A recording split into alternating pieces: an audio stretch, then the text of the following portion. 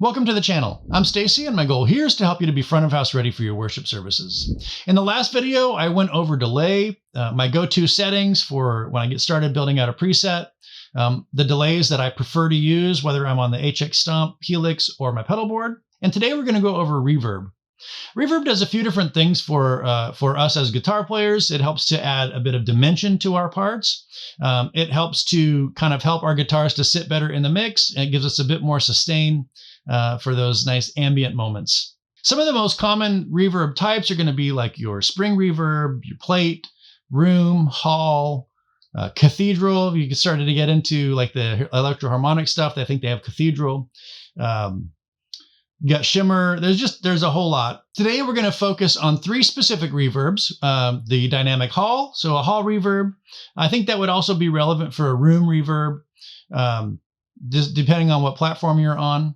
But the dynamic hall on the Helix platform, it's a great sounding reverb. It's kind of my go-to all-around reverb. And on my pedal board, I use the Jet Revelation. And for that one, I use the modulated reverb and just mix in a little bit of modulation. But the sound quality is similar to this, similar to Strymon, just a really crisp, clean reverb. The other one we're going to go over, another one, is the dynamic plate. And plate reverb has a bit of a sheen that the dynamic hall doesn't have. And so that's got a really cool feel and sound. And then the third one we're going to go over is a Shimmer reverb. And on the Line 6 platform, that's going to be the plateau. That reverb gives us two different octaves that we can adjust, but I only went with one for the purposes of this video. Some of the basic settings that we're going to go over, the ones that are going to change are going to be our decay and our mix. And those are going to be different for each use. And then something else to consider is dialing in your low cut and your high cut. And I'm going to set that low cut anywhere from 80 to 120 hertz. You might move that up even if you are looking for something specific with your reverb. But below that, you're going to start introducing a bit too much low end that could kind of add mud to your tone. And then the high cut, I'm going to be anywhere from 5K to 7K. And I do this to keep it from getting too sparkly high. It can kind of compete with those sparkly synth tones if you guys are running tracks. And so you don't want that. You want your reverb to kind of sit in a bit more of a mid-focused space. So for the purposes of this video, the way these presets are set up is the EQ stuff is static. So it's set up once. I don't adjust those per snapshot. I leave those. The only things that we're changing per snapshot are going to be our decay and our mix. I'm going to break this video up into three uses for the reverb and then share sound samples for each. At each use, I will go through each algorithm, and that way you can hear how each of those sounds in the context back to back.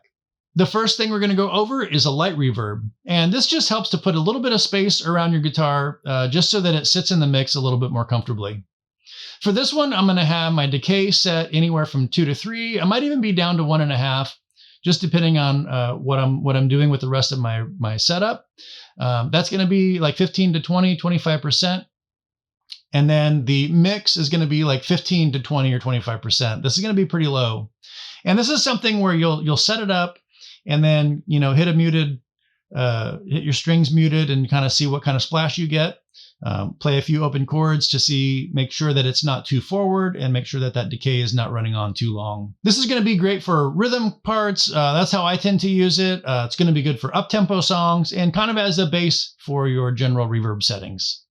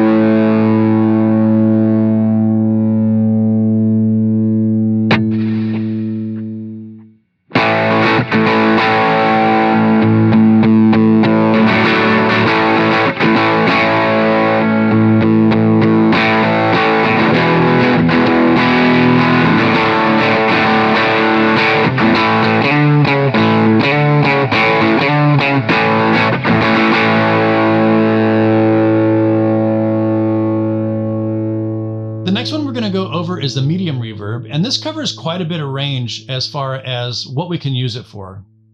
For the decay on this, I'm going to be set anywhere from 4 to 6 seconds or 30 to 40%.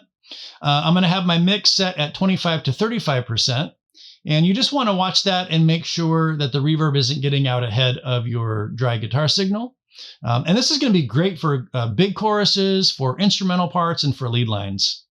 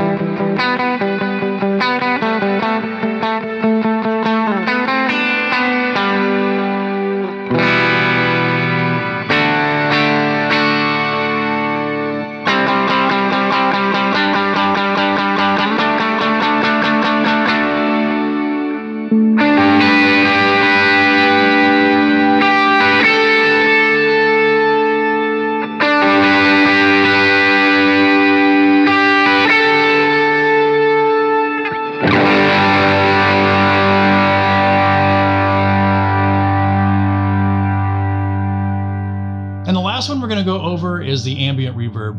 And this is kind of the thing that I think of when I'm going to set up a reverb. I want to just kind of see how big can it get. Sometimes we can put these settings in a way that will cause it to kind of oscillate over itself, and it'll ramp up in volume and in chaos. But these settings are going to help get you started in a great way that you can dial these in and be good to go. So for my decay, I'm going to be anywhere from 8 to 14 seconds on that. That's going to be like 60 to 80, 85%. And then the mix, I'm going to be at 35 to 45%. And you don't want to go too high on that unless that's the effect you're after. But to have a nice swell or just a nice wash tone, you're going to be in that range. And this is going to be great for swells. It's going to be great for arpeggiated, like light arpeggiated parts, for prayer moments, for down choruses, and that kind of thing.